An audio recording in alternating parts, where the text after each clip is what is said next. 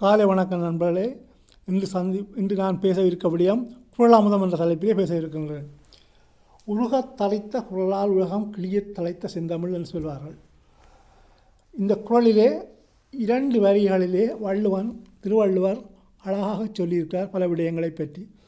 இந்த குறள்கள் அனைத்தையும் நாங்கள் இன்று பார்க்க முடியாது. எனினும் 2 குறள்களை பார்ப்போம்.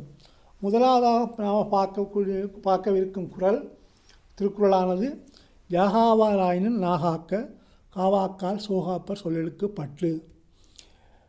எதை நீங்கள் கடுமையாக இறுக்கி வைக்காவிட்டாலும் நாவை கடுமையாக இறுக்கி வையுங்கள். நாவை காக்காவிட்டால் நாவிலிருந்து வாரும் சொல்களால் உங்களுக்கு துன்பம் சேரும் என்பதை வள்ளுவர் சொல்லியிருக்கார். எனவே யகாவாராயின் நாகாக்க காவாக்கால் சோகாப்பர் சொல்லிற்கு பற்று. அடுத்த குறளானது எப்பொருள் யார் யார்வாய் கேட்பினும் அப்பொருள் மெய்ப்பொருள் காண்பது அறிவு என்று வள்ளுவர் சொல்லியிருக்கிறார். அறிவு எனப்படுவது நுழைய சென்றால் என்ன? எப்பொருள் எந்த பொருட்களான யார் யார்வாய் கேட்பினும், யார் சொன்னாலும் புகழ்பெற்ற செய்தித்தாவனம் சொல்கின்றது, நண்பர் சொல்கின்றார், உறவினர் சொல்கின்றார், எனது குருநாதர் சொன்னார் என்பதல்ல, நீங்கள் அதை சரியாக பிள்ளையா என்று பார்க்க வேண்டும் என்று திருவள்ளுவர் சொல்லியிருக்கார். அதுக்காக தான் அவர் சொல்லியிருக்கார், எப்பொருள் யார் வாழ்வாய் கேட்பினும் அப்பொருள் மெய்ப்பொருள் காண்பது அறிவு என்று சொன்னார்.